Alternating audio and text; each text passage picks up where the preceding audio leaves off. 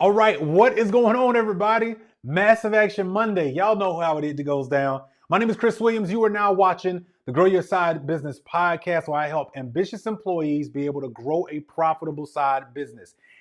Brand new, out now, is the Side Hustle Secrets course. Listen, if you are the type of person who has been sitting there and wondering how is it that the person in the cube next to you or in the office next to you, why are they so busy? Why are they so happy? Why do they always have something to do after work? It's probably because they started a profitable side business and they know some secrets. So I created the Side Hustle Secrets course to be able to help you. So if you want more information for that, the link is in the description below. Go get the course so we can help you. If you're looking to grow your side business and you're like, what are some of the tips and tricks that I need to know about? Because I'm going to tell you right now, the only reason why we don't grow is because a lot of times we are lacking something. And sometimes it's the little thing that'll help you out. So make sure you go get that. I want to say welcome to everybody. We are live. We're live on Instagram. We are live on LinkedIn, my side business builders community. Man, thank y'all so much. Y'all be showing up in a big way too. And thank you to all of those who are also on LinkedIn too. I actually want to share some feedback I got inside of the side business builders community because we've been having some really cool conversations in there. If you're not a part of the if you're not inside of the group, you should be. It's on Facebook. And I asked a question earlier today, and this was really, really cool. So most people love talking about like their successes and all of their wins, which I think we should always do that. I think it's important. I think it's a conversation that should always be done. Like we should always talk about that. But I posted inside of my side business builders group today. Listen, let's not talk about the wins. Sometimes the win is in the lesson. So I asked my community, would you share with me some failures that you had in your business, right? Like, what are some of the failures that you had as a result of doing business? This was really cool. So I want to say thank you to Julie Hammondtree. She said, well, my family and friends forgot that I mentioned, and she says 14 times. If you know anyone looking to sell or buy real estate, please get in touch with, put us in touch. Then finding out they bought or sold a home with another realtor. Man, those hurt. Tiffany Tucker, shout out to her. She's got a dope app that she built called Electric Mods. For those of us who have an electric vehicle, you can modify your mobile, your car right on the app before you buy all the parts and pieces. It's really dope. So Tiffany said I was integrating new features in my app based on emotion and not facts. Ooh, this is good. I figured they loved this or that, but had no impact on engagement and retention. When I took a look at my metrics, I could see where they were dropping off, and I started focusing on those areas rather than adding something I thought was cool. Man, that is a good one, Tiffany. I'll share another one here. Let's see. Dan says they were operating as a themed cafe serving breakfast and lunch to the public for years before pulling back to focus on micro weddings and private events. This is pretty dope. We built a loyal following, but it was too small and we weren't able to generate the kind of viral attention on a regional or a national stage that we had hoped for and other themed venues had received. We also underestimated how much a historic district is Main Street centric, so too many people just never found us. Wow. In the end, too much work and the profit wasn't there. Not a total failure, though. We subleased our kitchen and still offer appetizers to our guests, and our wedding business is thriving. Man, shout out to you, Dan, for just thinking those things through. Listen, if you want to be able to share those in the comments, listen, I know that we should talk about wins, but tell me about your failures. Put your failures down in the comments. I'll make sure that we shout you out in the next Massive Action Monday. All right? With that being said, we got to get started because I only got a few minutes and I don't want to waste your time. And you're here to learn. Like, you're here to grow. And you're like, yo, why is it that I feel stuck at work? Well, I want to share a couple of things with you that I have learned over time that have helped me just really, change the way I look at things. I was on Instagram earlier and asking, the community, hey, why do you feel stuck? Somebody mentioned, Miss Scott 83 said, hey, it's mainly because of procrastination, right? Some people really feel stuck, and I want to tell you why sometimes we feel stuck. And I'm going to share with you a little bit of my story, And I'm going to share with you some perspective that I really think will help you. All right. So let's set the stage first of all, because I think one of the things that I realized for me was I was looking at my job all wrong. I just was. I'm going to just be completely honest with you. I was looking at my job all wrong. And I'm going to explain why.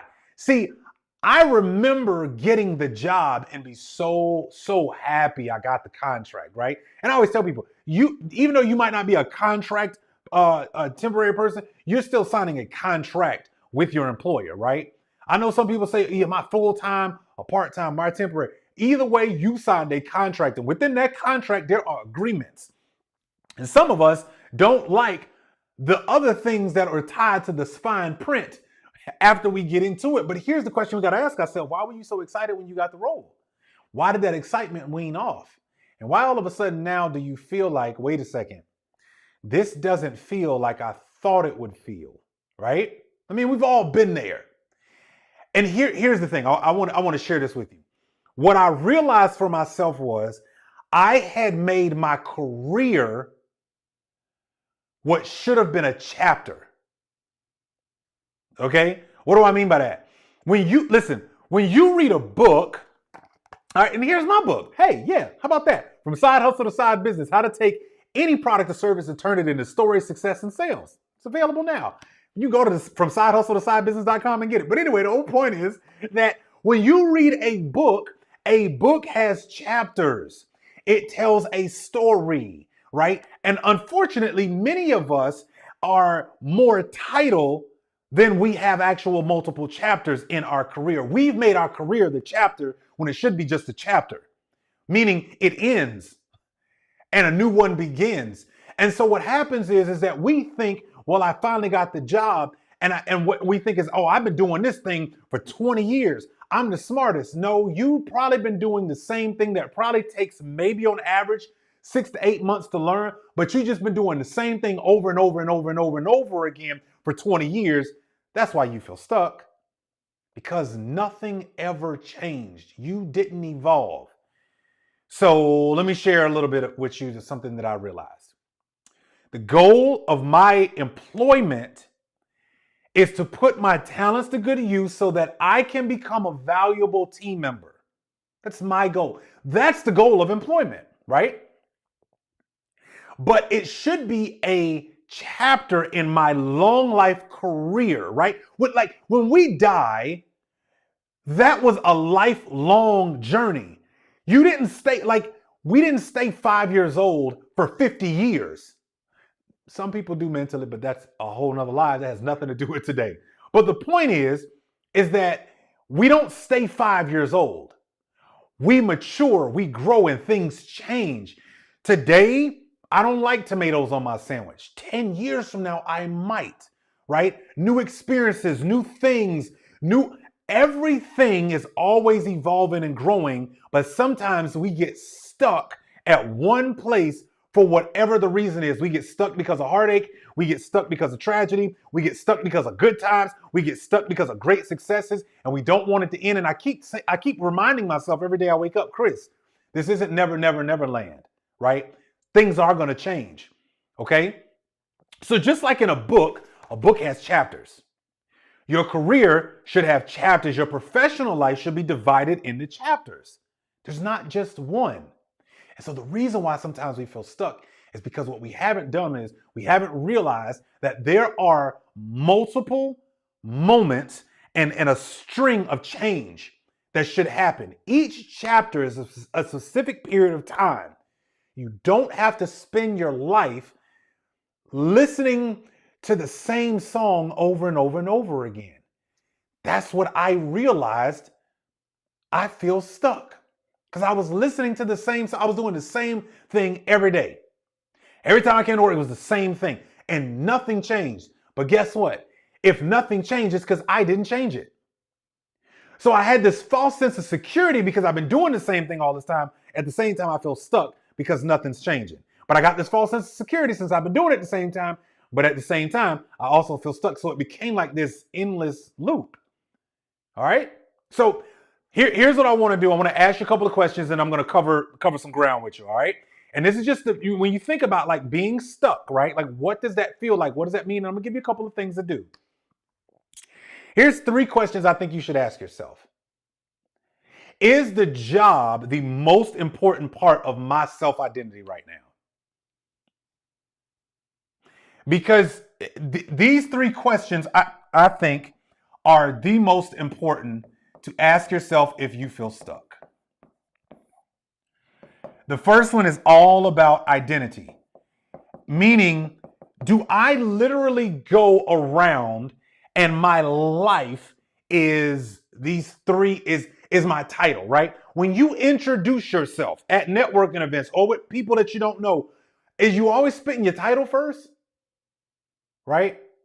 I'm such and such, and I work at such and such bank, and I am the, delivery manager and treasury management, blah, blah, blah, blah, blah, right? Like, do you introduce yourself by your title first, or do you actually let people know who you are? If you go back last week, and by the way, this is a series. So last week we started this series, and if you missed Massive Action Monday last Monday, don't worry, go back. And I talked about the triangle of value. I talked about where your real value is. And if you spend all of your time introducing yourself based on your title, that's not what you do. Your title is not what you do. What is it that you actually do, right? I use the example. I'm not a podcaster. I am a content creator who's able to help people, corporate professionals, build profitable side businesses. That's what I do. I happen to leverage podcasting as a way to do so. Okay? What do you actually do? So is your job the most important aspect of your self-identity? Is that how you introduce yourself all the time? That's a question to ask yourself. Here's number 2. Do you find yourself putting your work ahead of your over your relationships?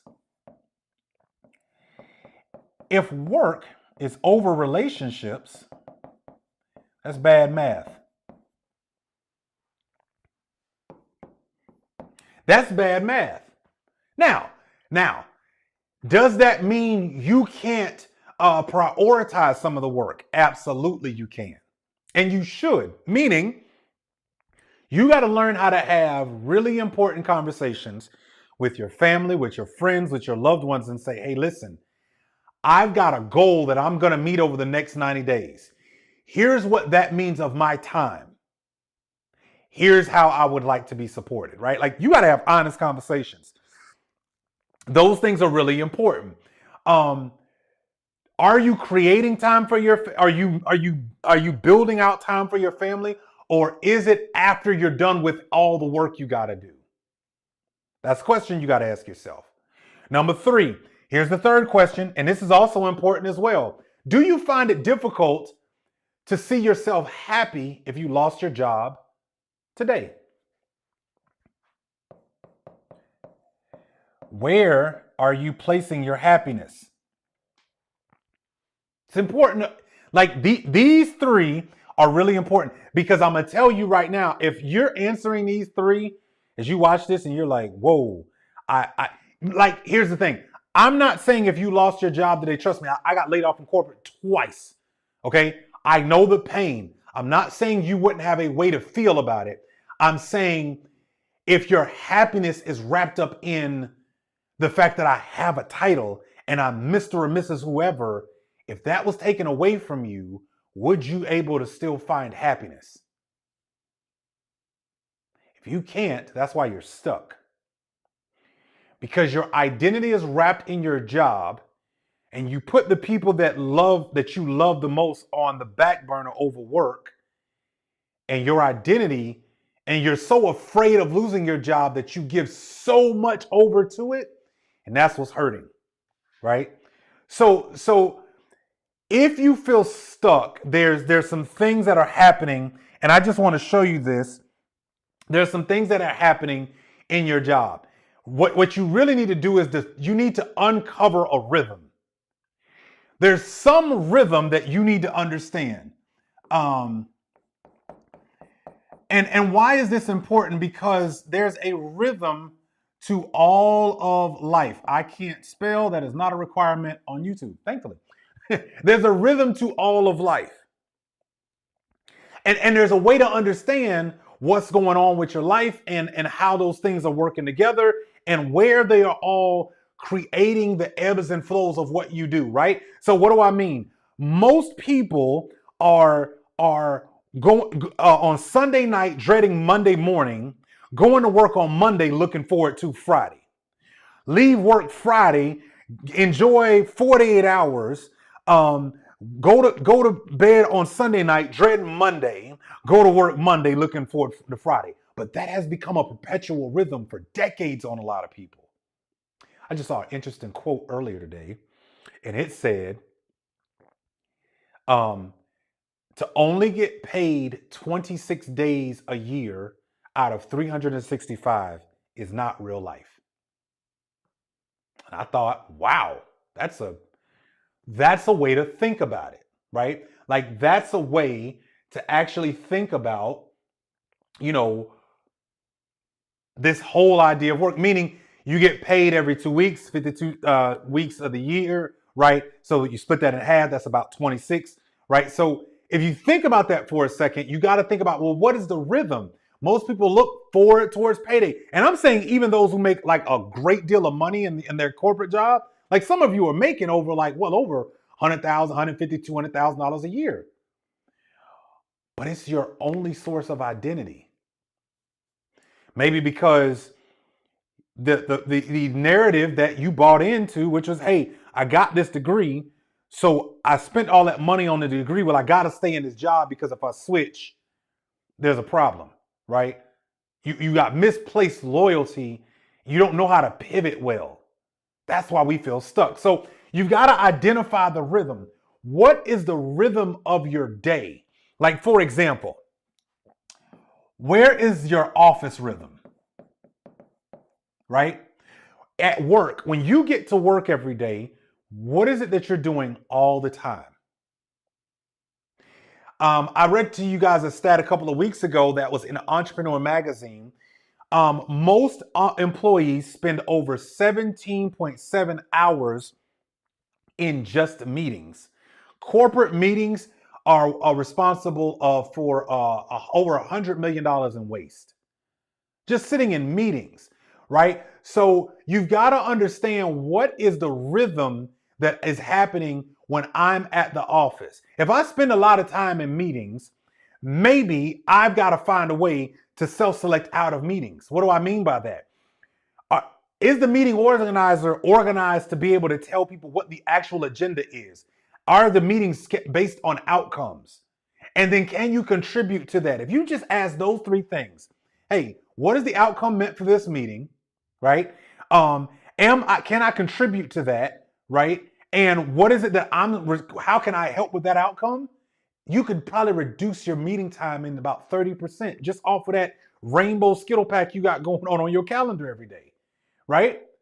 So what is the rhythm at the office? What is the rhythm when you get home, right? What do you do when you get home? Do you sit there and thumb flick through social media for 45 minutes?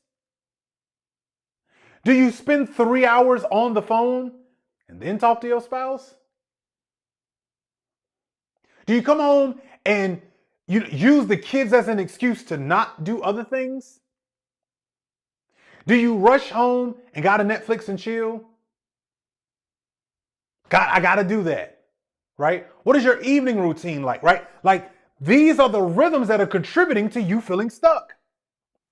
What is your weekend rhythm? Right? What's the rhythm? What do you do? What are you doing on the weekend? Are you spending 6 hours in front of the TV watching college football on Saturday? Another 8 hours in front of the TV on Sunday watching professional football in America? Do you spend 4 hours on Monday night watching Monday night football? Do you spend 4 hours on Thursday watching Thursday night football? That's a lot of hours. But then you say, oh, I don't have enough time. No, you have enough time. It's just that you're investing it in consumerism, not being productive. Because I guarantee you, if you were being productive, that time would fly by and you'd be like, oh my gosh, Look at what's happening, right? So you've got to identify the rhythms and where you are, where things can change. So for example, with your office, right, you can decide to look at the meetings that you're sitting in, right? Self-select out of there, or make them more efficient. You can look at how much time do you actually spend on executing, right? Like these are things that you really need to ask yourself. Like have real conversations about, right? How much time do you actually spend when you're at the office working? By the way, at the office includes drive time. How much time does it take you to get to the office? If you're feeling stuck, these things alone are contributing to how you feel. It's just true. It's just what's happening. At home, again, what are you doing at home? What are you doing on the weekends, right? Again, like I said, if at home, if all you're doing is watching sports all weekend, well, you're not really being productive. If you just Netflix and chill the entire time, then that's not productive. If on the weekend it's the same thing, sports and a whole bunch of consumerism, well, I'm sorry, you're not being really productive. It's not productive. Okay? So, here's a couple of things that I want you to think about that you can start doing so that you can get unstuck. Number one, identify what is the rhythm in home, in office, and on the weekends. If you just did that homework this week for Massive Action Monday, it probably would change a ton for you. That's the first thing. Here's the second thing that I want you to think about as it relates to all of these items. Time. I want you to do this honest work because I want you to figure out how much time is that. And like really add it up. Like seriously, I really want you to add up how much time am I spending in meetings, actually executing, drive time to work, sports, Netflix, consumer stuff. Like what am I doing with my time? Because everybody has the same 24 hours. We just all don't use it the same way. And some of us are getting bored with real productive things because it's not sexy. I'm sorry, reading a contract ain't sexy. But when that contract is worth $100,000, I think I might want to read that contract. Just putting it out there, right?